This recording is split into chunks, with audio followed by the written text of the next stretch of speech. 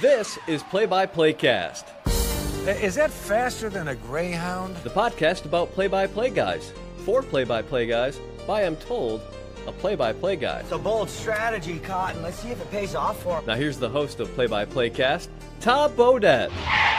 Wait, the Motel 6 guy? We'll leave the light on for you. No, Joel Godet. Joe Godet. Joel. Joel? Joel, with an L. Okay, here's your host, Joel Godet. Don't worry, nobody's listening anyway. It's episode number 134 of Play-by-Playcast. Thanks as always for the subscribe, the stream, the download, the rating, or review. This is, of course, the podcast about play-by-play broadcasters for play-by-play broadcasters, hosted by a play-by-play broadcaster, a professional development podcast that dives into the tips, tricks, experience, stories, process, and preparation of some of the biggest and best play-by-play announcers in the business. My name, as always, is Joel Godet, and you can find this podcast on social media at PXPcast. I'm at Joel Godet, JoelGodett, or you can hit me up via email at jgodett@bsu.edu. Our episode this week is, I believe, our second analyst episode. I know we had Jay Billis on, I think, back in the 70s. If you want to scroll through the archives, you can find that one. And we've had some other people that have done work as analysts in their career. But Steve Wolf from CBS Sports Network is our guest this week, who has made his career in television and in radio strictly as an analyst. So we get that different perspective today.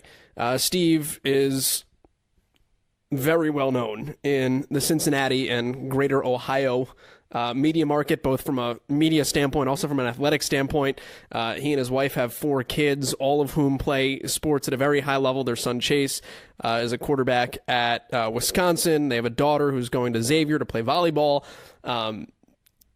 He played at North Carolina State and at Xavier, and also was not just a college basketball player, but was a 2-sport athlete in college basketball and tennis, which is not a duo that you see a lot. So Steve has an interesting background and perspective getting into the broadcasting industry. We'll talk about how he got into it, how he got good at it, how he preps on a day-to-day basis, and what he looks for going into a game like the one he's calling, if you listen to this on time, tonight. We sat down during shoot-around today. Ball State and Toledo are meeting to open Mid-American Conference basketball play. Steve is on the game on CBS Sports Network with Dave Ryan. So we talk a little bit about his preparations for today, working with a guy like Dave, also a friend of the pod. If you scroll back through, you can find his episode. How they get on the same page, how they work with each other, how they come up with ideas, all of that different perspective than we normally have on the podcast. But we start with what I think is one of the coolest things about working for CBS. That's that you get the jacket. It comes in the mail. It's got the logo on it. For me, it was one of the coolest moments ever in my broadcasting career is when you open the box and there it is. So we start with that with Steve Wolf this week on PXPcast. Well, we did them. I did them before the jacket. So when I was growing up, most young kids, there was, CBS Game of the Week. There was only one game on, and there was 3 channels. Now there's thousands of channels. But I watched the games, and I saw those Blazers, and I thought that'd be really cool. The first one I got, and the first game I did it with Tom McCarthy, who does the Phillies games and works for CBS. And we got to the arena, and both of ours were different. So mine had the logo, and then it had and it had sports underneath it. His just had the logo. So I still have that one at home. It's worth much more now. Yeah, absolutely. So when I got that one, I said, at least I know I have one to frame. But I enjoy it. It's CBS has been so good to me. This is not my full-time job. It's a hobby. I enjoy being around the young people. And quite honestly, being a business owner and seeing how the CBS folks have taken care of me just tells you why they're the best in sports. Yeah, I mean, I know you've run a business with your wife for a long time. What about television said, like, you know what, this would be fun to do on the side, and what piqued the interest of first wanting to do it, let alone actually getting involved? Well, when I got out of college, I thought it might be something I wanted to do, and I did an audition, and I never heard back. So I was like, you know what, maybe I'll move on with my life's work. How'd that go? Well, it was my first year out of college, and it was for Xavier basketball, and they made me comment on my game that I was playing in, which I didn't think was fair, but I realized how much they were paying, and I wanted to make money. I was a little bit of a mercenary right out of college, so I knew you couldn't make money in this early on. I've been doing this 20 years as a hobby, but it happened when Xavier Radio on WLW, which is a 50,000 watch station, home of the Reds and the Bengals. They did Xavier games, and the play-by-play guy lost his voice, so they moved the analyst over to play-by-play, and they interviewed myself and a guy named Byron Larkin, and they liked us both. So they hired us both to do the game. So I did the pregame, the halftime, the sideline. I did the Skip Prosser coach's show, and we traveled together. It was great. And then the next year, a guy named Brad Johansson, who does play-by-play also for CBS, said, hey, how would you like to do some games on his network, which was ABC, Channel 12? And I said, sure.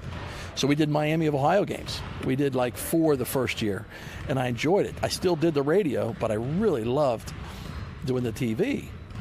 So I got used to doing that. Then Fox Sports Ohio asked me if I would do a segment, once a week on UC, Dayton, Xavier, Ohio State, that kind of thing. This is when they were in Chicago, and I would send it back there and do a 2-minute piece with them, and it was great. I did it with the guy that now does commentary for the Reds, Jim Day. So I enjoyed that, and then when Xavier's package came up to go with Fox Ohio to do their broadcast on television, they asked me to do it. So then I worked with them doing, I think, about 17 years I did those games, and then got involved with the 810 because Xavier went from the MCC to the 810, and Steve Hurlbutt was the guy that handled 810 television, and I did one game for them. And then I did a couple games the next year, and then 810 television went away. So I kept on doing my Xavier package, and Steve Hurlbutt went with the Mountain West. So he goes, hey, will you do some games for me? So that's how that worked. And then CBS, I heard that they were doing, it's called CSTV back in the day, and I heard they were doing, and I made call after call just to, hey, listen, you interested? And finally I got a call back from Mr. Pernetti, and started doing 5 games, and then 10 games, and then 15 games, and then that's all I could do because I was already doing 20 for Xavier. And then Xavier went to the Big East and decided just to go with CBS. So now it's been probably 10 years with CBS, and it's been great. But I don't do it for the money. I do it for the, I have young kids. I have 4 kids, and I want to know what's going on out there. I enjoy basketball. I enjoy dissecting basketball, but I like meeting the coaches. I like meeting some of the kids out here and doing this, like, hanging out and meeting with you, especially because you were a student with Dave Ryan. That's a big deal for me. That's sort of fun. It's interesting because it's similar, like just hearing you talk about that. As broadcasters, we always say there's no one path to do it. And even as a guy who's doing it as a hobby kind of on the side, there's still no one path, and it takes time, and it's the ability to have that patience and understanding that you're not going to get 40 games at the mountaintop immediately. And it's interesting to see it from the other chair also. Who told you how to do this? Like when you did your first game, who said this is right, this is wrong, good job here? Well, I went and talked to some people. My dad used to do play-by-play for the Cincinnati Royals, and then he would back in the old days they didn't travel a guy to Philadelphia. So when Philadelphia came to Cincinnati, he would do the games back to Philadelphia through Andy Musser and do them on the radio. And so I always liked that, and I would sit there and chart for him when I was, so I watched it. My dad was a coach. I have 5 brothers that played basketball. That's all we did was sports. I mean, when backyard, I was always doing play-by-play. But, I asked Marty Brenneman one time, who does the Reds baseball, and I said, well, what do I do? And he goes, you got to get comfortable.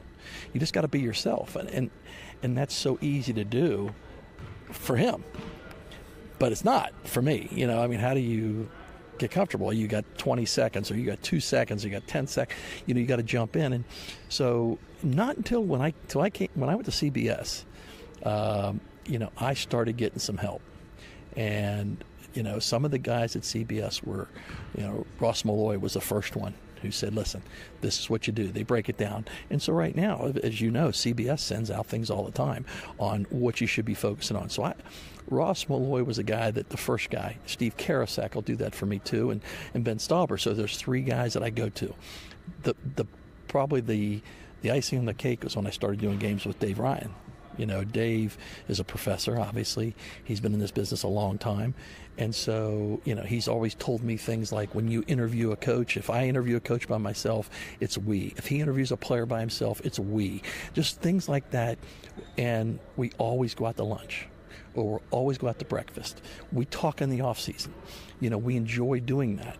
And that's something that he brought to the table, which I use now, and it's really improved every part of my broadcasting. But, you know, when the hardest thing is, and Ross Malloy taught me this, is that just because you have a great tidbit doesn't mean you got to use it.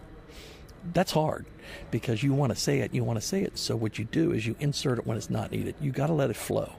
And if it's not, use it the next time, or don't use it at all. The other thing is to lay it out. Hey, you don't need to be talking the whole time. And that's hard. You know, in radio you do need to be talking. In television you don't need to be talking. But, you know, the other thing is, how do you get games? I get calls all the time, how do you get more and more games? And I say, you know, well, it's a catch-22. You know, you have to have experience to get more games. Yeah. But you have to have more games to get experience.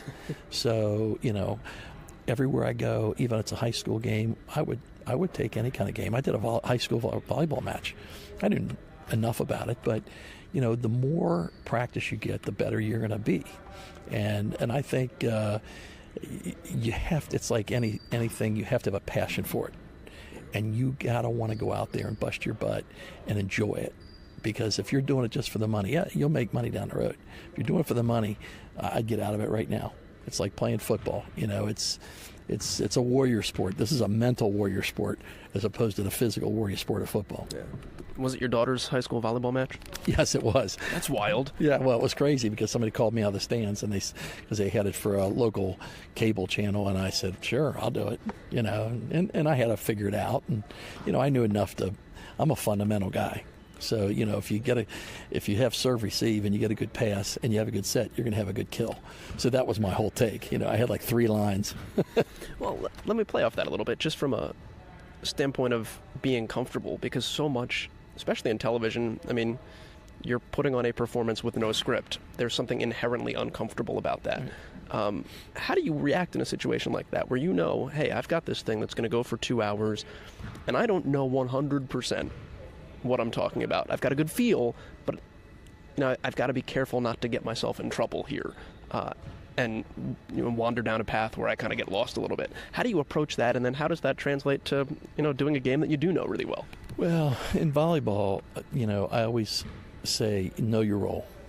You know, I know what I know, and I'm not going to go outside that comfort zone. I'm not going to make things up. You know, and moving into basketball, which I do know, I look at this like I'm on the couch drinking a beer with my buddy. And when Dave and I do a game, I know when he's going to say something. I know when he's going to be finished. I look him in the eyes. If I want to, you know, cut in, I'll go like that and hit him on the back of the shoulder, and he's great. Does the same with me. You know, whenever we feel like we should lay it out, we put our hands out. We have hand signals, but we have fun. We talk about our families. We talk about the game a lot. Like today, we'll talk about the game. We talked about it last night when I got in. You know, he drove from Cincinnati. I flew in from Florida. So we meet in the concierge lounge and, you know, had a water and sat there and talked about the game and how exciting this is going to be. You know, and so I think what you have to do is you have to get comfortable with being uncomfortable. And, you know, I'm uncomfortable when I don't know exactly where I'm going, you know, whether it's driving a car or watching a game. So sometimes I'll sit back and say, okay, where are we right now? What's going on here? Why is this team beating this team? You know, what do they need to do to change? And so, you know, Ross Malloy used to say, hey, how, what, and why? You know, how, what, and why. Those are the things people back home want to know. The other thing is, I think that there's so many different people watching. There's some people watching the bar, they don't care. But there's also older people or younger people that I can maybe teach what a back door is. And don't try to, you know, break it down so much that they can't understand it. Make it simple. You know, he's going to do something for himself or his teammate. When he sets a pick, he's either going to roll or he's going to come off it and shoot it. Make it easy. And I think that's the most important thing. How do you balance that side of things, too? Because your audience is going to be so varied, from somebody who is there to watch this game with no matter what you say, they're going to be watching this game, versus somebody who has a fleeting interest that is just wanting to learn about basketball a little bit, versus someone who has stumbled on a basketball game and just kind of wants to learn about personality of these people. How do you and Dave kind of lay out what's important, what you're going to talk about, and how to cover a lot of bases to touch a lot of different clientele? Well, I think what you do, number one, is you always want to know what the story is. Tonight, Ball State, Toledo, two teams. This is a different MAC conference, where you have, 4 teams in the top 100. So what is a story here? Both high scoring. One team can get it inside, the other team just shoots the 3 ball. Both teams have good transition. So that's a story. It's important to have a little Bill Walton. Not a ton, a little Bill Walton, where you joke. I always talk about Dave's size. He's 5'9", 5'10", so I give him grief about that. Or I'll talk about how he misses layups and when we go out there and shoot, because we were shooting here before, and doing funny things on the court. But he'll also talk about you don't want to guard me on the perimeter because I'm quicker than you. So we do those kind of things. But you don't want to lose sight of this game. This is important for these kids. A lot of them will take these games and have them for posterity. I don't ever kill a kid. If a point guard throws the ball away 3 times in a row, I may make a comment like, you can't have point guard play like that, but I'm not going to go out and say the guy's name, call him out, unless he does something really stupid, like gets a technical foul at the end of a game and loses a game. I will call him out. Attitude is everything to me. But, I think what you try to do is you try to have a story, you try to have a little bit of human interest, and people want to see that you get along with your play-by-play partner or your analyst, and I think it's important. So when we have a sideline guy, we bring him in and we joke about it. We talk about the dinners we had the night before, or, where we're going next. So I just think it's a variety thing, and Dave does a great job orchestrating. As you know, he's a teacher. He has a pretty good feel for everything that we're doing out here, and he's taught me a ton on how we do that. How does he make your life easier? And I guess I mean that just between the two of you, but also branching that out just to a play-by-play analyst relationship in general, regardless of who you work with. What can a play-by-play person do in your eyes to make your experience as good as possible, as best as possible, as free-flowing as possible? Well, I think that, in television, the analyst is usually the guy, because they can see what's going on. But if the ball goes up, if it's a fast-paced game, if the play-by-play guy is talking the whole way when they're bringing up the court, I have nothing to say. Dave knows that. So what Dave will say is, rebound by Moses, gets it out. And then I go, well, that was really good defense.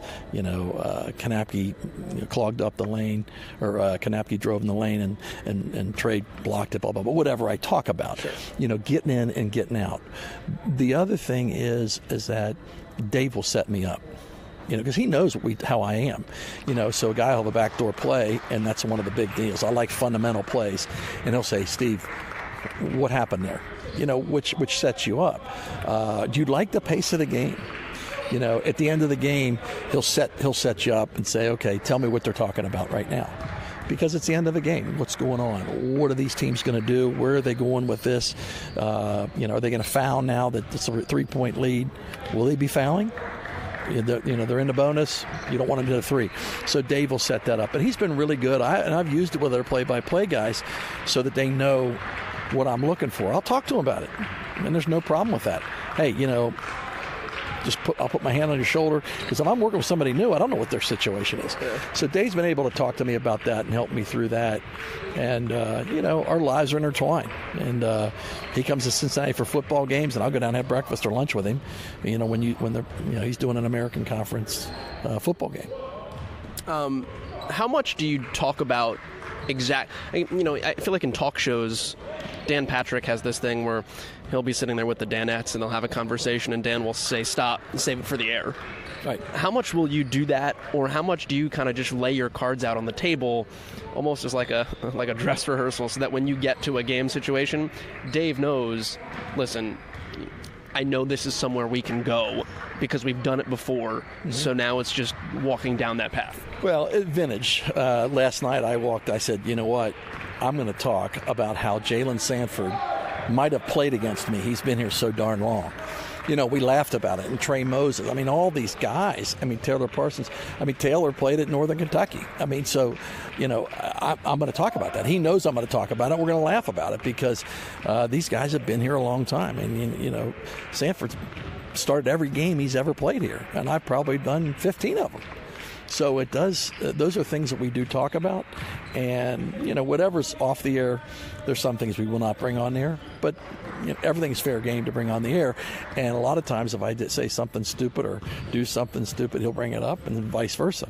And like the other day, I told him that Bob Stack, my old coach, used to end practices.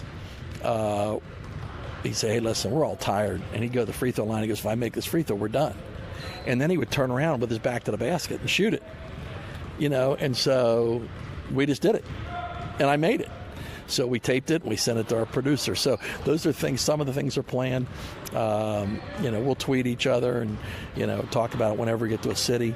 But if you don't like your play-by-play guy, I guess you can get it done, but it's no fun for me. This is a hobby for me. This is not a business. So, I better get along and enjoy my buddy. And I enjoy hanging out with Dave on and off the court, so that's important. What's your preparation for this like, especially because the fact that you have a full-time job, so you have other responsibilities. You can't just watch film and read articles all the time for all of the games that you do. What do you do, and how do you fit it in? Well, I've been on vacation for the last 3 weeks, so I feel that I'm really good on this one, but it's really not that hard. You watch a game. I could recite stats to you about, the last time, Toledo was in the NCAA tournament. I could talk about Chandler Thompson. I could talk about things they did. I could talk about Bonzi Wells. I could talk about all this stuff. Yeah, is it that important? Maybe. I'll throw a little bit in there. What I want to do is break down the game that you're seeing. So all I have to do, I can go to a shoot-around. I can watch a couple games. They're easy. They supply us with all the foot of video we want. I can do it on the way out here. I can, if I have two planes, I get 2 halves in of each team. And I can tell. The other thing is, the most important thing for me is meeting the leader of the team and meeting the coach. So when you meet the coach, you can tell what he's going after and what he wants. And so when you're watching the game, it's important to see if they're doing it. The shoot-arounds like we're here right now, and you watch them go through the walkthrough, you can see if they're doing what the coach says. You can look at chemistry. Hey, are the guys here? I watch before the game. I look in their eyes. So I look at the stats. I break down the stats. I look at where they're from. I read the articles. Those are easy. Probably 2 hours for each team. And then I make sure I watch as much basketball, as I can when I'm not doing a game to see what's out there. And I think that's what's great about the MAC this year is that, there's maybe 10 teams that are really, really, really, really good. 10, maybe 8. And now you got Buffalo, who I think is very, very good. I'll see what I think about Toledo tonight and Ball State tonight. But, Ball State's got Toledo's number, and it's just a crazy conference. And then you look at Eastern Michigan. They're going to right the ship sooner or later. They got enough talent. So this is an interesting year. So it's fun to watch games like this, and whatever conference it is, I like to see where do the conferences that I'm doing tonight match up with, let's say, the Atlantic 10 or the Big East, now that Villanova's not doing so well and Xavier's not doing so well. And it's interesting. It's just an interesting. I saw Ohio play already this year. I saw Miami already play in person. I think that the preparation is what you make of it. I'm preparing all the time. What questions do you ask? You say it's important to meet the coach, meet the leader. What do you want to know from those guys? Well, I want to know, what do you think about the team? I do them separately. So I want to know if what the coach says is the same thing as what the leader says. What do you have to do tonight to beat, Toledo? And if I get two different, comments, obviously James, I've known James and Jason forever. Actually, James Whitford was an assistant coach for my nephew, Johnny Wolf, who played at Xavier. And so I've known these guys for a long, long time. Jason's dad coached against me when I was playing in high school. They'll give me the answer. Coach Kowalczyk will do the same thing. He knows that I'm out here to market. I'm not out here to take what I hear from one coach and give it to another coach. So these coaches allow me in film sessions, which is nice to see. But you can see it when you talk to the leader, to say, okay, what are we doing tonight? What are your plans? We got to get in a rhythm. We can't let them shoot the threes. I know what Coach Whitford's looking for. Now, when I talk to the players, I'll see if it's the same. If it's the same, and the attitude's the same. How important this is. Every game. I know it's a Friday night. It's a national televised game. Blah, blah. Are they on the same wavelength? Or if it's a Tuesday game, after a big win, are they ready to play? Sometimes they're not. How do you address it if you get different answers? Because you wouldn't necessarily, maybe you would. You want to go on the air and say, hey, coach, player not on the same page. But how do you do that in the right way? Well, the questions I ask, it's... I wouldn't go on there and say that, but a lot of times I'll ask what the keys are, and the players don't really know yet because the coach is formulating them. But there's a semblance of it. If a guy gives me coach speak, he could either be telling me I don't want to tell you, or I don't know. And then that's when I watch and shoot around, and that's when I watch in pregame and in the first 5 minutes. I did a game. December 22nd against two teams, St. Mary's and Western Kentucky, and St. Mary's practiced for almost 3 hours the night before. So my whole question is, how are they going to come out? Because it's a long road trip. They came out sluggish. It was and they were down by 12. They came back and they made it a game, only lost by 3, and they missed the last second shot. But it was a game, and so to me, I'm like, okay, as a coach, you got to make a decision. Do I want to get it out of their system? The travel, is that an issue? Do I don't do it? So, you got a 50-50 chance of it. If they don't practice at all or they practice regularly in the shoot around, maybe they come out the same way. I don't know. But it's interesting how coaches think and, how they change things up. But I would never come out, call out a coach or a player on that. I want to ask you about a specific type of broadcast you have done that is a little bit different, that I think is new this year, because you did one of those Facebook broadcasts with Dave Ryan at this point a week ago or 2 weeks ago. That was that game. Yep. What's different? I mean, obviously you don't go to commercial, but what was different, fun, unique about where this whole thing might be going eventually? I don't know. It was fun. And when I do a game, it's going to be fun. It was different not going to a break, but during the break, I'm usually just looking up stats. And a lot of times we went to, a Schreff who was doing John Schreffer, who was doing the sidelines. Or they'll have different things thrown in there. To me, it wasn't any different other than they could have, they had a camera sitting there that they could put you on camera at any time, which was a little different because you want to have your cord hidden and make sure your jacket's on, but fingers out of your nose. Yeah, but it was not a whole lot different.